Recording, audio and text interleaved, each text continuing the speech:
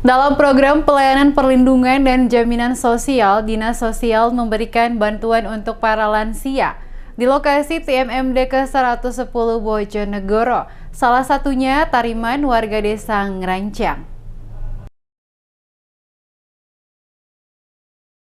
Dalam program pelayanan perlindungan dan jaminan sosial, Arwan, Kepala Dinas Sosial Bojonegoro mengatakan, karena lansia termasuk bagian masyarakat yang rentan kehidupannya, sebagai wujud perhatian, Dinas Sosial memberikan bantuan. Bantuan yang diberikan adalah berupa sembako, selimut, dan sajadah yang disasarkan kepada sejumlah 50 lansia di Desa Ngerancang dan Desa Jatimulyo.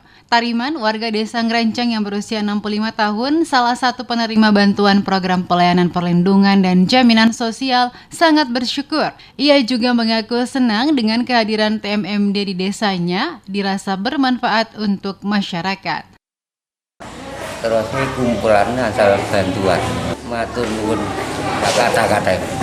Alhamdulillah, nggih kajengit masalah dalan nggih muga-muga sae ngoten.